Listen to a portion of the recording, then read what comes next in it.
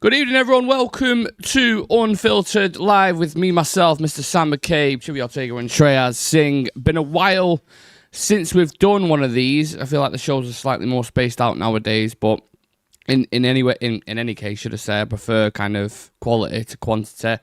One thing I will say was just speaking off camera there about other things. In terms of United, lads, it feels like we're in a better place mentally, speaking specifically about the sport of football. These episodes are usually a form... Is this... What the fuck is my cat doing? Get down! These episodes are usually a form of therapy, right, for us. We sit here and we go through it and we're moaning about certain things at United and stuff like that. How are we feeling now? What's the general aura around the club, or are we still slightly suspicious? Shreyas, you kick it off, mate. I think it is still somewhat positive, considering the result that happened against Forest. I think with the way the game was going, a lot of us felt maybe Forest just, sneak out a win with the way things were progressing. But, we still managed to, hold on to it. We managed to get an equalizer. We still managed to, get at least a draw. And it still feels better that we are still unbeaten in the last 3 to 4 games. At least there is still some momentum, and all eyes will definitely be on next weekend. I think it's right now a mix of both positives as well as negatives, but at least till the time, you're not getting beat or you're not dropping complete points, it is still a bit positive.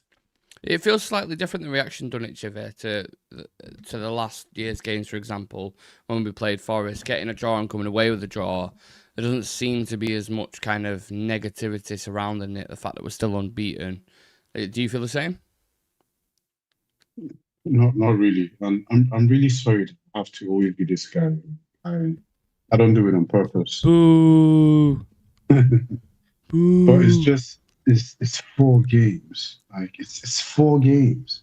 But I at the same time I appreciate that you guys, especially you and Shreyas, Nick, I had to think about this the other day. I was like, the Man United I know is different from the Man United you guys know, to be fair, when it comes because of our age difference. So I see it. I see things. I think my expectations have just been a little bit not higher, but I'm just used to seeing different. Even though it's been 10 years since Alex left, but I'm not. Well, what I should say is I'm not easily impressed. Yes, that's the word I should. That's the way I should phrase it. And yes, 4 games. I'm really happy that I can see a difference in the way we play and how we set up, and we look a lot more confident now.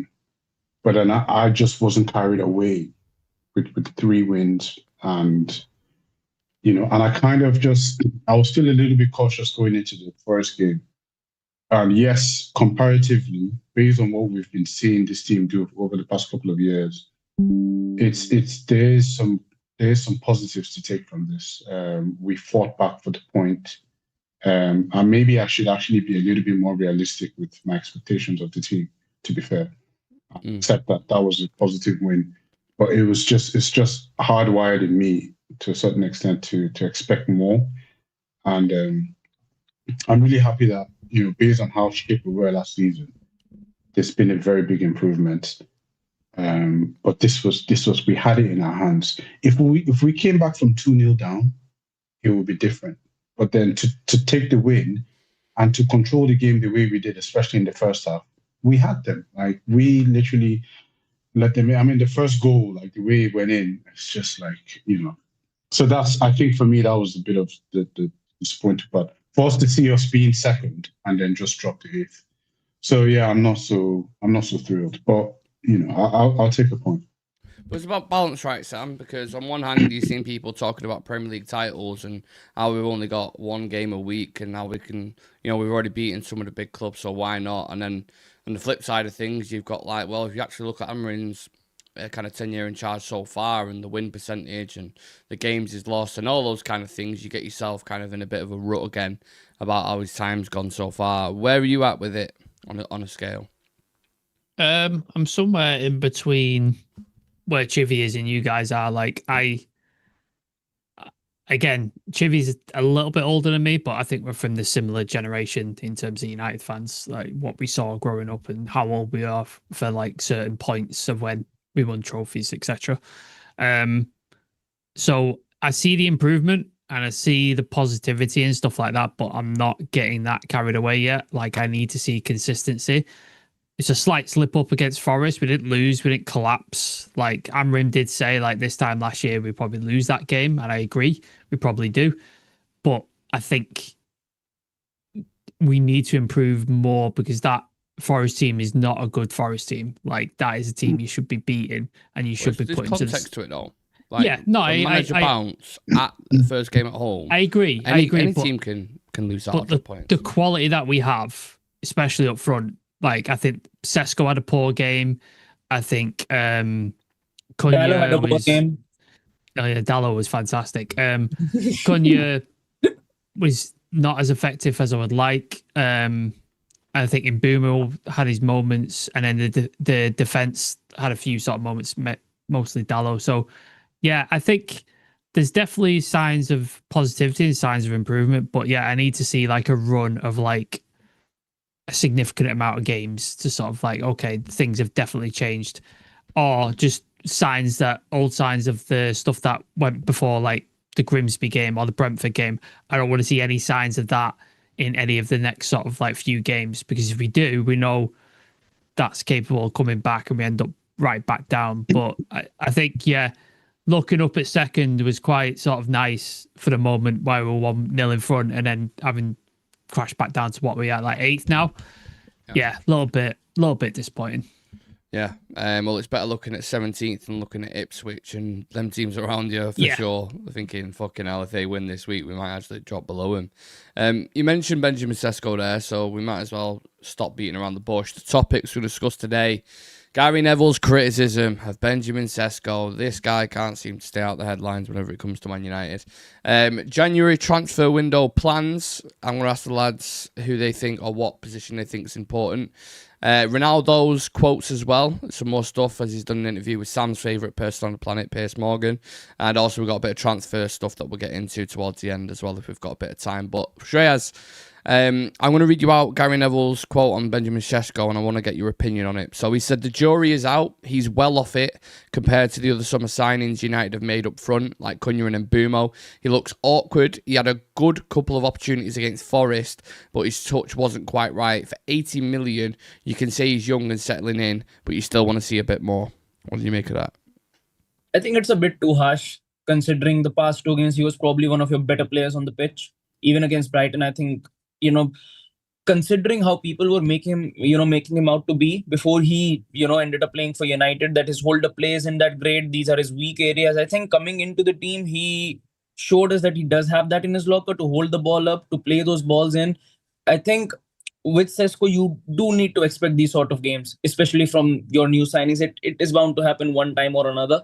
And I think with the way Forest set up, to not actually allow him that sort of physicality and freedom on the ball, I think they were quite accurate with it. But at the same time, you would expect better from Sesko in a couple of those areas. A little bit of it I would also put on the manager, because I think even the manager saw that Sesko wasn't really having his best game. I think post that 65th minute mark, he should have definitely brought Xerxes on. I think that game was crying out loud for Xerxes, because there were so many moments where Cunha could have been played in, Mbeumo could have been played in, Amat could have been played in, but sticking with Sesko for the entire 90 probably wasn't, the best decision to make. But I think as a manager, if you're seeing one of your players isn't really having the best game and it is costing you a lot of opportunities, I think the manager has to make that sort of a call, especially when, in that moment we were trailing in the game 2-1. So I think a little bit of it needs to go on the manager. But I think with Sesko, I think it will still take him some time. He'll definitely have more of these games where he isn't up to the mark. But from what I've seen up until now, I think the future for him is definitely bright. Based on that one game, Chuvy, I was going to call you there. It's a mad name, isn't it? Chuvy. Based on that one game, I would agree that he wasn't at the races and he looked, slightly off it. I think in other games, though, he's looked relatively competent, more so than Højlund, and scored a couple of goals, got an assist as well. What did you make of that and the comments from Neville? Because I don't know, I just felt like it was badly timed. I felt like it was weird. Yeah, I don't understand the motivation behind those comments. Like, because it's not like Sesko has been terrible, right? He hasn't been like a terrible signing, at least in comparison to other strikers, across the. I think him and Gyökeres in the Premier League, I think they're not too far apart as far as goals. Sesko came in later, so I think he played. I think he missed the first 2 games, if I'm not mistaken. He's played less games, yeah, for sure. He's played less games. He started less games as well. Yeah. So he's also not had experience of English football, whereas Gyökeres has. He's played in English football before. Yeah, I mean, he hasn't lit the place on fire, but he hasn't been terrible. So I don't understand Neville's motivations behind that. And it was one game. It happens to everyone. The best strikers in the world have terrible games. It's nothing new. It's nothing. I mean, we've seen strikers have stinkers before. I will put the blame more on the manager, because I didn't think that was a game for Sesko. Like, especially if you're sitting back, you don't need those kind of players, in my opinion. At least, I mean, if there was spacing behind that you could exploit, Sesko could head the ball on for Buemo to run onto, or that kind of stuff. But then in these kind of games, you need the ballers. You need the people who can play with the ball on the ground. You need your Kobe Minos, you need your Xerxes. They can hold the ball, move in tight spaces, do the triangle passes, and break down. You're trying to break down the defense. This is what you're trying to do. They're setting up in the old school way, trying to break them down. And I think Xerxes' qualities would have been better suited for the Forest game, especially as the game kind of wore on and on. I'm not in any way saying Xerxes is a better a better option. I'm just saying, for this game, for certain games, you need certain qualities to unlock defenses. I think him and Mainu would have been better to come on.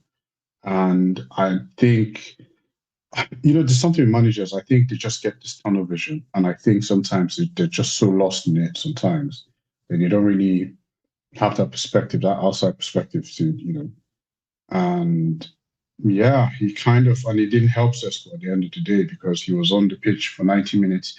I saw a stat that said he only had 21 touches. This is not to do with him. It's because of the way the game is being played. Whenever stats show that a striker has very few touches, it's not that the striker isn't working hard enough. It's just that the game is set up in such a way that the striker that exploits his shortcomings. Like, he's not able to function in that sort of environment, which is why he had so few touches. So yeah, but then I think his comments are a bit harsh. I don't know why he's saying that. I don't know if it's supposed to be some sort of motivation to Sesko, maybe, but I don't get it. I really don't, and I just think it's a little bit unnecessary. I'm a bit kind of, the more I listen to Gary Neville, well, I'm not listening to it anymore, Sam, because I almost feel like I can't. I feel like he's so negative about United at the minute. Like, when you watch other pundits for other teams, they'll go in on him and they'll say certain things that you see Carragher do it as well, with like, something doesn't seem right. But there's still that kind of steel there, that alignment with the club where you protect it at the same time as well. Like, I don't get his intentions and how that could help in any, especially with how many people take his words as gospel. It's almost like if you had a Men in Black pen and you wiped people's memories and you shown Gary Neville on the TV, they would think he's an Arsenal fan the way he goes on. It baffles me. Did it annoy you, that comment, a little bit? It doesn't annoy me anymore, because it annoyed me a while ago, and I stopped watching like the overlap and that sort of stuff, because it was just becoming 45 minutes of slagging United off or being negative about United, and then 15 minutes about other stuff. And I was just like, I don't need this. Like, I don't need this. I want to hear about, like, split it out equally, 15 minutes United, and then go out the other teams. And it just became like a thing.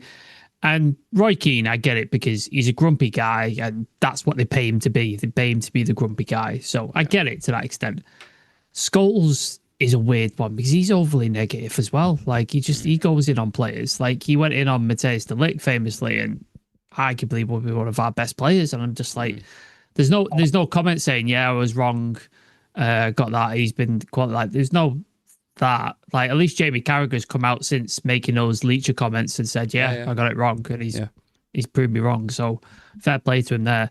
And then it seems like Gary's gone, because he is Mr. Manchester United, obviously captain of United, well known, was there his whole career. also he's quite well hated by pretty much every other club, isn't he? Like, I think you could name any other club, they probably hate Gary Neville. He was a bit of a dickhead back in the day.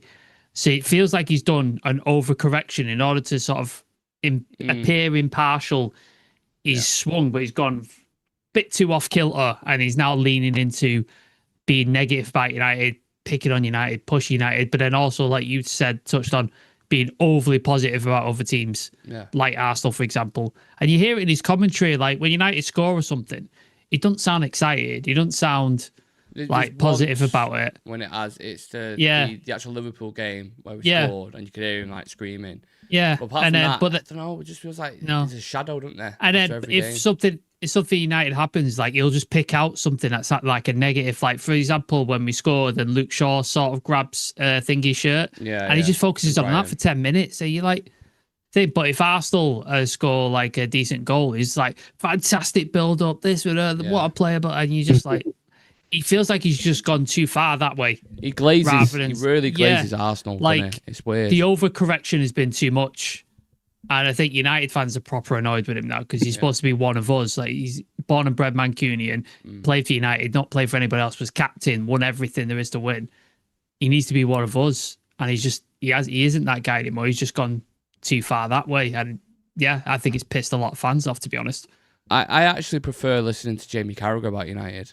I know that sounds mad, but I do because he just says it how it is, or he'll actually have some like if you watch Monday Night Football and you see the analysis that they do, it's actually really, really good and really insightful. They had Johnny Evans on yesterday, and he was talking through Amorim's formation and setup and what the demands are and those kind of things. And then Carragher was throwing him questions, like good questions, which journalists should ask. With Neville, it all just feels like he's almost disassociating himself with the club and kind of keeping it at an arm's length and like distancing him. Just like, no, I don't really. Until he start winning things again, I don't really want to comment on it or don't want to praise him or anything. He's shut up about the Glazers as well. Like for a long time, he was pushing that anti-Glazer message, which was fantastic. That's gone quiet now, hasn't it? Like he's completely gone quiet on that. He's not mentioned anything. Probably. Yeah, that's what I mean. Like he's involved with the In Your Stadium project, and he's just stopped doing that now. So. Again, maybe he's bought and paid for at this point by United. Shreyas, we're going to stick with legends of United because Cristiano Ronaldo's been talking as well about Ruben Amorim on Piers Morgan's Uncensored, which I don't know if they've actually dropped the full thing or not yet, but there's kind of quotes coming out from it. I think part one's out today, and then I think part two comes out tomorrow. Yeah, which they'll be milking the shit out of, no doubt. Ruben Amorim is doing his best. What should he do? Miracles. Miracles are not possible. Miracles are only in Fatima. It's apparently something that they say in Portugal. I don't know what that means. The players are good, but some of them don't have in their mind what Manchester United is. They don't have the right mentality. What players could he be talking about there, Shreyas, in your opinion? Surely not his best mate, Dalot, right? Yeah, surely not him. But if I have to, pinpoint one player from this team, it has to be him. Because besides Dalot, I think at least, every one of these players have had decent moments up until now in this season. But, the moment I look at, we all know that he's going to start, whether it's on the right-hand side or whether it's on the left-hand side. But we know that the mistake is going to be coming in from his angle. And sometimes because of the way he's positioned and because of, him not being aware enough, it actually costs us when we are trying to press off the ball. I think it hampers Cunha a lot as well on the left-hand side when Dalot is playing. I think when Dorgu is playing, he looks a lot more aggressive than he does while playing with Dalot, because you can just see that Dorgu and Cunha as a partnership complement each other really well. And I just don't see that with Dalot. And I don't see that with Dalot even on the right-hand side with Mbeumo.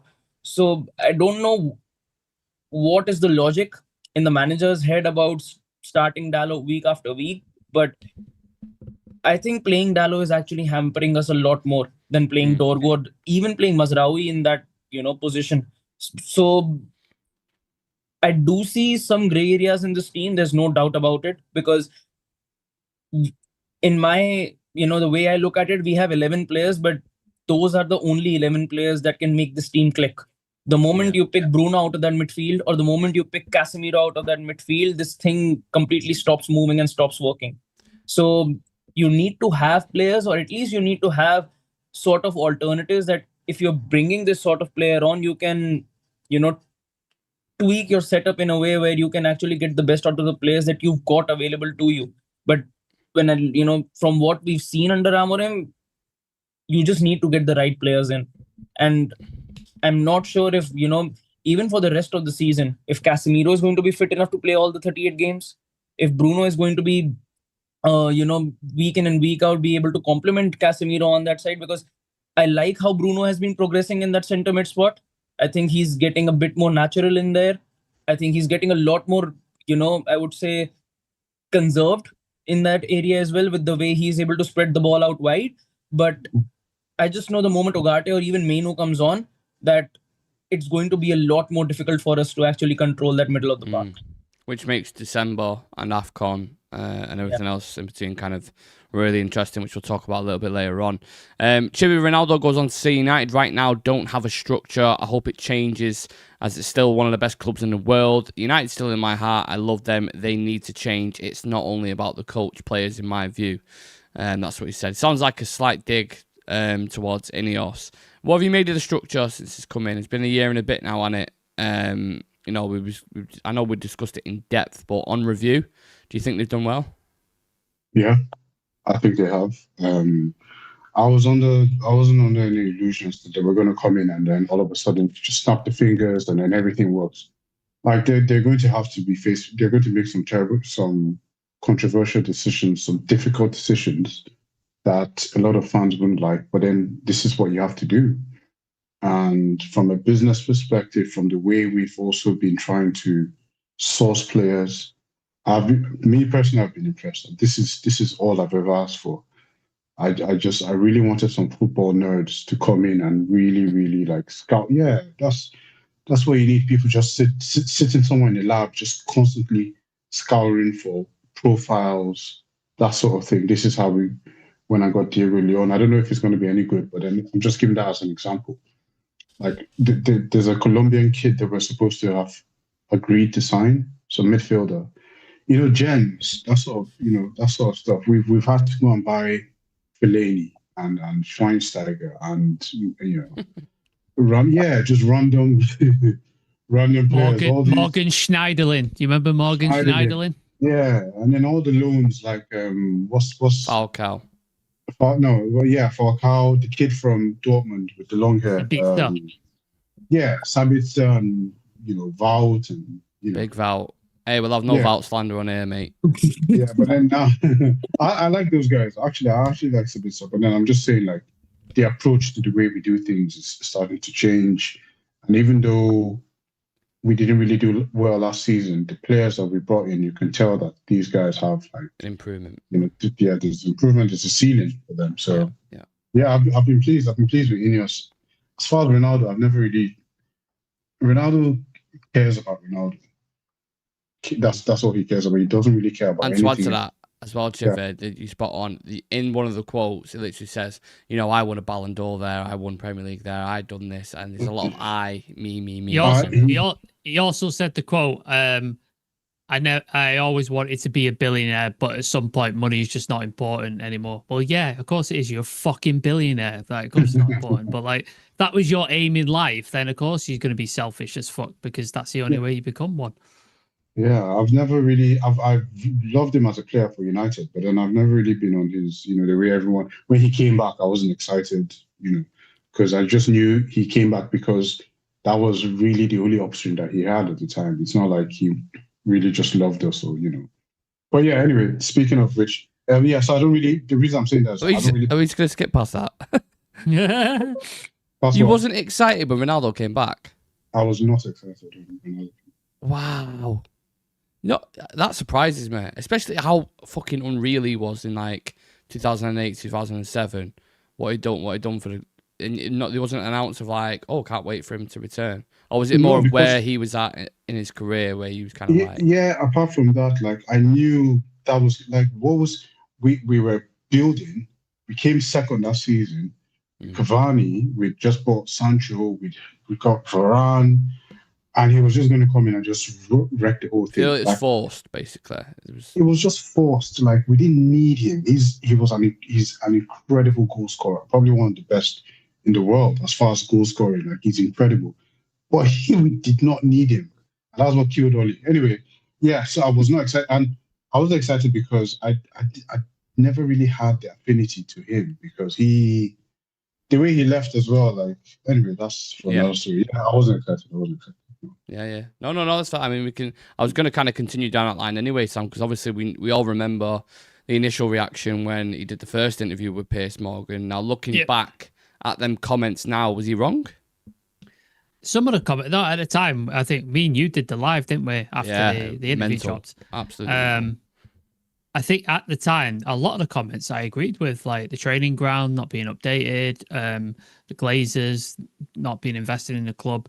The bit I disagree with was, I don't know where Eric Ten Hag didn't work out in the end, but like throwing your current manager and your teammates under the bus on a live interview, like just after you retire. A win.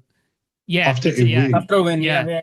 We dramatically come back to win. Yeah. Garnacho, a club academy player, whatever, had scored a dramatic goal after a win. He didn't say he's always been it for himself. That's why I never cared. What game was that? By the way, Fulham. Was it Fulham? Was it Fulham? Before it was before the break, the world, right? The break. Yeah. Sorry, the World Cup was in December that year, wasn't it? So we stopped football. So. It feels like a fucking lifetime ago. Yeah. Honestly. But yeah, like he dropped that and just chucked his whole teammates under the bus. And we saw that behavior that year as well, like when he walked off the pitch, when he got subbed and the whole sort of, and you were like, this is only going to win one way.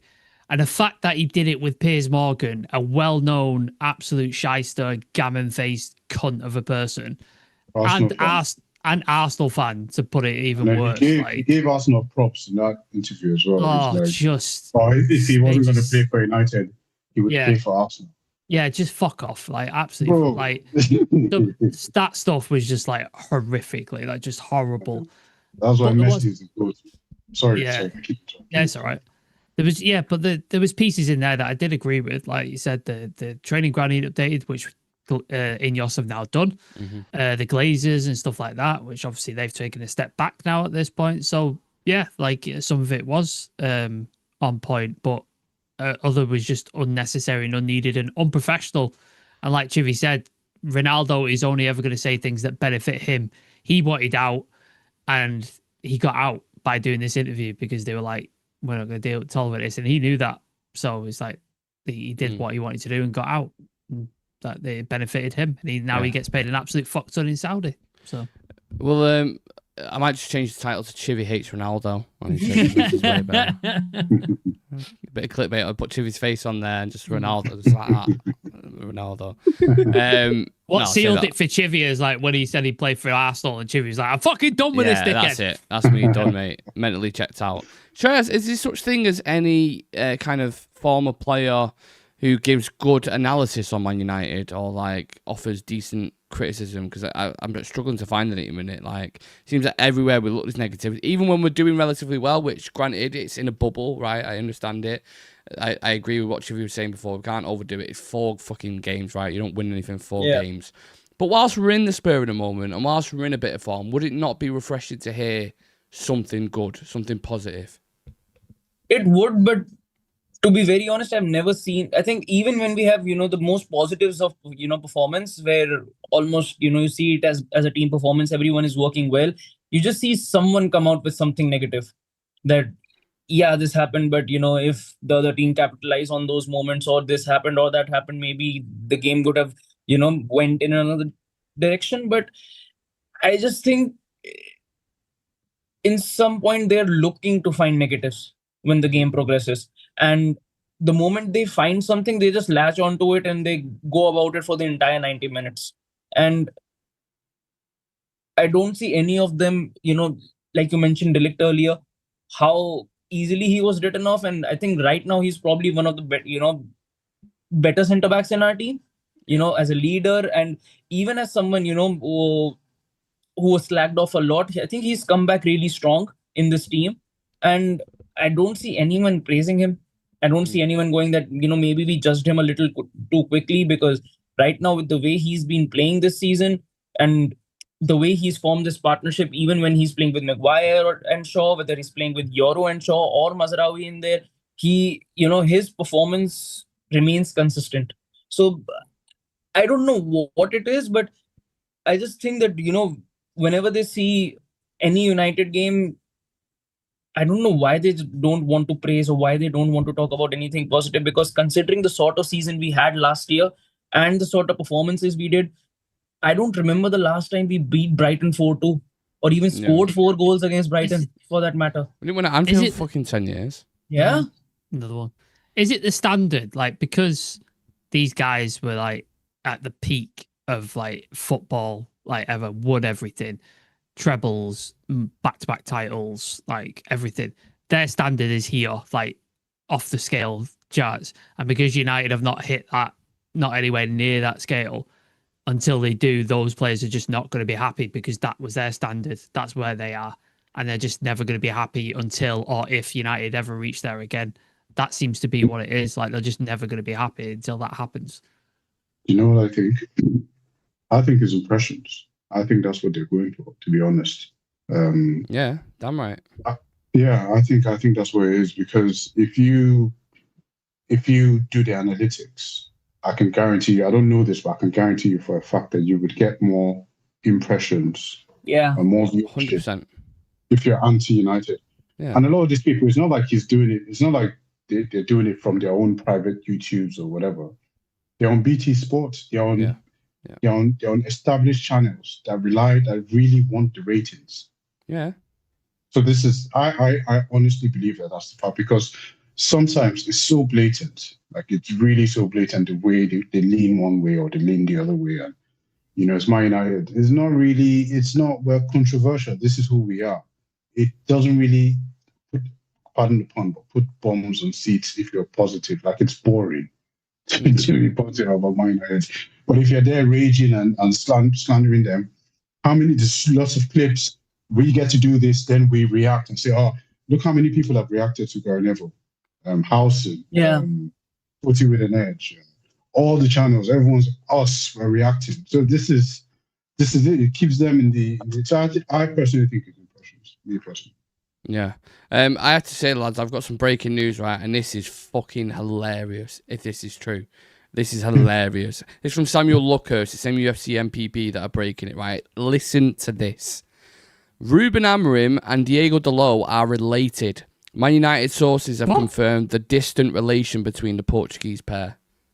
That's from Samuel Luckhurst, who's put that out.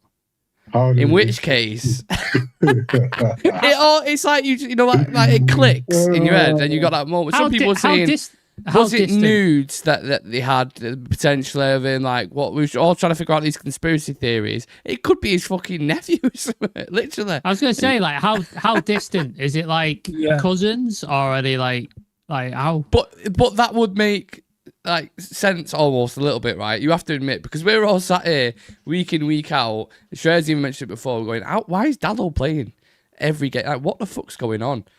And even if nothing's on, like, it doesn't help the arguments. Yeah. Yeah, because now it's like every time he starts a game. Yeah, that's what we're going to say. Oh, okay, yeah, nephew, yeah, you get it right back, mate. No problem. Oh, don't worry about how shit you play, mate. I know you lost the ball on that, but he's got Diego's mum ringing him up, like his sister going, "Why is my son not playing in your team? Like, why is he not playing?" He's just like, do you remember? I know. Was it Aaron who said Harry Maguire's mum was making him Billy Bear ham sandwiches and stuff? Ruben's doing him little packed lunches and stuff at Carrington and say, "Make sure you take that with you today, Diogo." Okay. Wow, that is madness. Well, any updates on that? Well, what? I'm frozen. I think you're frozen. Yeah. I'm not on my screen. Can you still hear me? Yeah. You're good. It's not frozen on OBS or on Zoom on mine. It was. When I started singing it, it kind of. Oh, maybe don't sing then. That might be a thing. Right, let's move into the January window then. We was talking about transfers and stuff. Then we'll go away from Dalot being Amorim's nephew, whatever the story was. So Romano's reporting before the Man United board have begun private talks with Ruben Amorim about the January transfer window, looking at opportunities and what to do with players in the squad who want more playing time. I'm going to go round the board and ask each one of you. It's just very simple for what positions you would go for or what players you would go for and why, given how the season's gone so far. So, Sam, if you want to kick us off, In your humble opinion, what should we do, if anything? Midfielder, just because we need to find a solution when Casemiro and Bruno are not available for whatever reason. So we need to get somebody in there because the guy's not the one. And in this midfield too, Kobbie Mainoo doesn't work. So we need to get somebody in, whether that's Elliot Anderson, Angelo Stieler, Baliba, Adam Wharton, whoever you want, like one of those guys, go get one. Arguably we need two, but I think asking for two top quality midfielders in January is a big stretch. So let's get one of them in. And then a wing back, we need somebody to play where Diego Dallo is playing. I think this system, me and Chivy have spoken about it so many times, is highly dependent on wing backs. And when Ahmad's at his best, he's quality in this system. Dorgu, I think, still has a bit to prove. Like, he's still like issues there. Can I ask you what specifically? Like, when you watch Dorgu, what do you think he needs to? Because he seems to have the ball a lot, doesn't he? When he does. Well, we always seem to play through the left. Like when Ahmad doesn't play on that right wing back, we go down the left. So we go Dorgu, Cunha. We always go down that left hand side. Yeah. And then when Dorgu doesn't play, it all goes down the right hand side, Ahmad and Bumo. And I think Cunha gets isolated when he's got Dallo behind him because Dallo just wants to cut inside and invert rather than overlap him or like play with Mbumo or whoever. So I think we need a hybrid player. Like we need a player who is equally good defensively and equally good on the attack. I think Ahmad has tremendous attacking abilities. We saw it like so many times, but defensively, as you saw, like he got out jumped and out muscled because he is a short guy and just got bullied in the air, which not really his fault because he can't grow 6 inches and he can't pack on the muscle and stuff like that, but it's an issue. And I think on that left-hand side, the creativity is suffering at times. I think Dorgu can do it at times, but sometimes he's a bit rash in his decisions. Dallo just offers nothing defensively and offensively. So, yeah, a wing-back on that side would be phenomenal. There's plenty of options out there, like Anthony Robinson at Fulham, I think would be a great buy. Premier League proven. Was captain at Fulham as well. Like I think he would be. They're having a bad season, Fulham as well. Aren't exactly. They? So. You could probably pick him up, get him out of there. That he'd be a great buy. So yeah, wing back and midfielder are my two positions I'd be going after. Maybe Ruben Amorim's got another nephew out there somewhere who could play at wing back. Who knows? If he's better than Dallo, that's fine. Yeah, just as long as he's better. Yeah, absolutely. Chivy, you've seen us before. You know, in January, get the likes of Dorgu, who we brought in. We brought in Bruno Fernandes, Vidic and Evra, obviously historically quite a while back. Are there any players you would look at bringing in, or even positions in general you think we need to kind of bolster, especially if you look at the likes of AFCON coming up and stuff? Yeah, I think Sam has kind of touched on both positions that we need, midfielder and wing back, left wing back to be fair. On the right, I think Dorgu can actually play on the right. The few times we've seen him play the wing back position on the right, he's been decent. Maz can play there. Maz can play there as well. So yeah, but yeah, and he looked more attacking. I would prefer Dorgu on the right, and then us to get like a left wing back. What's really key to these wing back positions is that we get a winger who's like a hybrid basically. But you need to have that attacking instinct, because every time we play like a defensive, even Mazraoui is really good, but then you have to have that attacking instinct to be able to exploit the formation. Nuno Mendes is a perfect example, I think. Oh, I would give up my left testicle to have Nuno Mendes in and this I'd team. give up my right, so there's a pair for anyone who wants to give us Nuno Mendes. And the guy, the Italian guy with the blonde hair. DiMarco. Yeah, him. Yeah. Someone who gets to the byline in it as well and puts crosses. None of our wing backs put fucking crosses in. Yeah. None of them. It's bizarre when you've got a 6'4" man who can leap to the fucking moon, and no one's getting to the byline and put like even like the classic City goals that you see where they get it to byline, they square it, but like cut it back. When was the last goal we scored like that? Because I can't remember. I genuinely can't remember it. We almost scored one against Liverpool, but I get your point. Like we hardly see that. It's not frequent in our game, is it? It's not frequent. No, it's not what we do. Yeah. So I'd like a wing back. That's key. And I know that when Ahmad and how many people are we losing for AFCON? 3 or 2? 4. 3. 4. I thought it's Mbumo, Mazraoui, Ahmad. Yeah, Yeah. three. Okay. Yeah. Oh, when We you counting on haven't got. You're counting on Anna, who's not at the Let's club. In which case, Yeah. that'd be great. But That'd yeah, be fantastic. we don't have to worry about that, Yeah. lads. But then I think we'll probably see more of Xerxes, more of Kobe when they go. So I think as far as from attacking perspective, I think we might be okay. Right? I don't want us to go too crazy in Jan. Just get a wing back, get a midfielder. There's an element here, Shreyas, of what's realistic and what's not. I'm gonna read out a few names that have been thrown in the mixer. From ESPN Brazil, apparently United and Villa were both interested in signing Endrick on loan from Real Madrid, in which case that's an attacker. It's kind of like, have we not got enough there? That would surprise me. Andy Mitten on Talk of the Devils talk about Elliot Anderson, who is the midfielder who would be well positioned to join United at the minute. Obviously, in January, kind of unlikely. So, if we're being realistic, Shreyas, what do you think we can do? I know you don't have the finances in front of you and the money that we can spend, but given off history and what we've usually spent, where do you think we're at? I think maybe one signing or maybe a couple of loans is something that United could do, because from what I've heard is Amorim doesn't want, stopgap signings. He wants, if we are signing someone, they need to be there for the long term. So I don't think that we'll be making any signings just for the heck of it, that, you need cover in this area, you get this player in for a couple of years. I don't think that he's going in that direction. And I wouldn't be surprised if United go out and buy no one in the January window and just, start thinking about next summer, because I think we'll be much better positioned next summer. Also because we still don't know where United will be ending up. And signing players in January, especially considering how many players that we've gotten right now, I think it will create a lot of chaos. Because personally, I think if we sign a midfielder, it will create chaos, because I think then Menu will desperately want to move away from the club if we sign another midfielder, because even he would be able to understand, if you're signing someone new, you've already got Casemiro and Bruno and already not getting any minutes, there's no way I'm making the World Cup squad. So you risk getting, letting go of Menu, especially in the January period.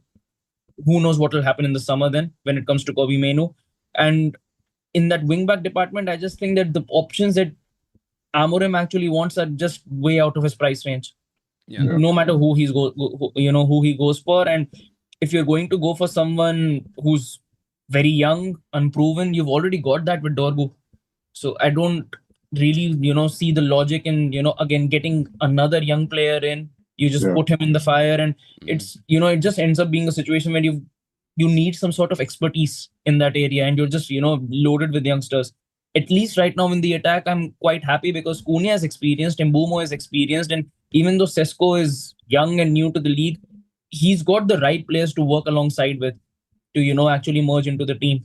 I can't say that for the wing-back department, that there are, senior figures in the team who can help a player actually, just mold into the team.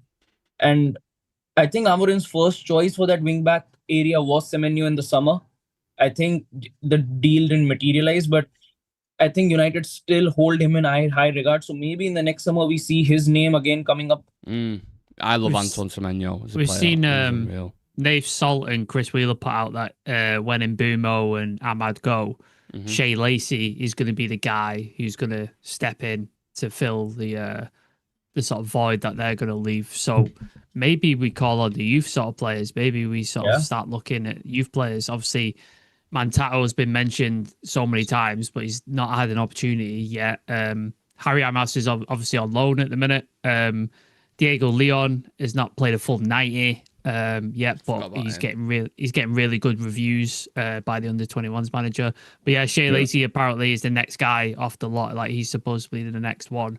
So it'd be interesting to see, like, when Mbumo and Ahmad do go, if Shea Lacey gets some opportunities in the team, because apparently he's the star in waiting, and I'm really excited to see what he's got. But those positions are not positions for kids, man. Yeah, I agree. That is a lot of responsibility. The 10 and the striking positions, like, we have no business looking at any kids unless it's exceptional, and I'll be more than happy to be proven wrong.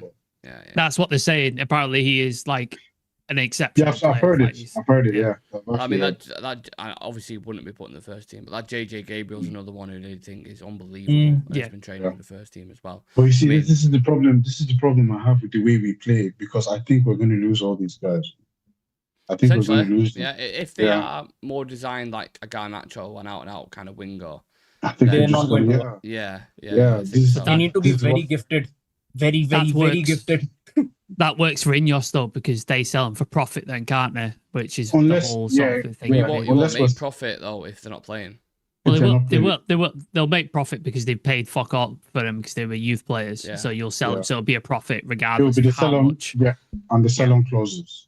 Yeah. Because that JJ Gabriel will be, what I'm hearing about him, like, and a lot of clubs will be sniffing to try and get him. Like, he won't hang around for too long. No. Yeah. Sorry, 1 second. Fucking move. You catch chewing baby wipes, fucking weirdo. Sorry, that's completely threw me off. My point is with the Garnacho thing is, imagine Garnacho was coming into the system now, and wasn't getting much minutes. You're not getting 40 million for him, no chance. You're probably Right. getting 10, 20. So it hinders you in that way. The sad thing is for Mainu, for example, in January, the players that are going to AFCON don't play in his position. You know, No. it's a 10, it's a wing back. And it's a kind of defensive kind of hybrid player, if you want to call it that. So Simon I mean? Stone mentioned Napoli are making like a proper push he would to do get him so well at there. Napoli, Yeah. like, to get him on loan. Oh, He'd be the best Italy. midfielder in the league. Oh, yeah. Genuinely. Italy. Especially with the players that they've got right now, with KDB Yeah. already there in that midfield and the bottom. Well, I think KDB's out injured. That's why they're pushing for him. Yeah. Like that's why they want to get him in. Makes 'cause perfect KDB's sense. out McTominay, injured. obviously there Yeah. as well. He's already Rasmus. Has been a success. Lobotka as well. He's a really good midfielder as well. Yeah, it's a shame, man. It is because I was kind of holding on to the fact that I think he will eventually end up getting minutes, and I think whatever happens with Bruno or Cass, he will get his chance. Just don't work in this system. Like Yeah, it just doesn't. It feels forced again, doesn't it? It feels Yeah. really Yeah. forced. That's why I would never like this style. I mean, even if it's successful, I'll just never like it. Football's going that way as well now, though, isn't it? Where you see players like that go. I remember what Chelsea did with Conor Gallagher, for example, and he came through like proper Chelsea boy, and then was just like, nah, we need the profit. Just fuck You off. know what to do with basically. it. It's mad. There's, Sad time. you're seeing the loss of like Maverick type players, like Mhm. players who are just like you can't really put them into any sort of position. You just have to play them, and they just like create magic and stuff like that. Like Ronaldinho, like what was his actual position? He didn't really have one, did he? Like he was just sort of all around the was- final Floating attacker, third. innit? Like he just sort of like he Because didn't he play wasn't the really position. he wasn't really a 10. No, he wanted a winger. He wanted Yeah, 10. he was an He attacking, wanted a yeah. striker. Yeah, But he was Hazard- amazing. put him on. Hazard was similar. Hazard. He kind of floated Yeah. about the. He picked it up in Yeah. areas where you're like, what the fuck are you doing over there? Yeah. He did the freedom of football now. Really, like players are so shackled, and you see it now with Grealish, who's gone to Everton. And like obviously their strikers are dog shit. Like I've watched Yes. both of them. That Beto and Barry, that did you see the miss Oh my last God. night? Barry, So like, bad. Jesus Christ. They are so bad. He's not I had a think- shot on target all season, by the way. Yeah, That 40 Barry. million. That's insane. 40 Not million shot on pound, by the target. way. I mean, yeah, with a name like Barry, I'm not surprised. But like Ndai and Grealish, and when you watch them, like how they operate. Oh, that they goal are from freedom Mendai. players. Did you see Oh, that yeah. goal? Unreal. Dribbled past about 4 people Yeah. and it just stuck it in the back of the One of net. the goals like, of the season, no doubt. And Mad. when you see that, it's like that's what you should see players playing like. If Yeah. you're under Pep and systems, even Arteta now, like, if Arsenal win the league, I'm sure they won't complain and they won't be asked because they're first. And fucking and they finally boring, done it. though, isn't it? But It's my God, when you boring. watch him, it's just like fucking hell, man. Yeah. It's like so watching shit. Stoke. It's like watching Stoke in the league. Like you just like Yeah, Rory Delap like, all right, chucking it's it in, effective, like- and Ryan Shawcross gets his head on it, and it's a 1-0, and you just like, right, Yeah, fuck it's it. What's the point? What's the bizarre, point? innit? It's bizarre. At least we're playing relatively nice football, I would say, for odd periods. I think we've shown some nice stuff, especially against Brighton. So long may it continue. We'll park it there, fellas. I think it's been a good Unfiltered live podcast. For any further updates on Diego Dalot's relation to Ruben Amorim, make sure you check our Instagram out and our X as well. And then for any clips from the show like this one or any other bits, kind of tactical analysis and breakdowns, that'll be over on TikTok. We are 500 subscribers off 30,000 subs. So if you are new, whether you watch this live or if you tune in later on and you've enjoyed the content, then please do subscribe. We'll have the preview for Tottenham coming up shortly because it's a 12:30 kickoff on Saturday, and we'll have pre-match and post-match coverage as always. So appreciate Civir, appreciate you Shreyas, appreciate you Sam, and we'll see you guys in the next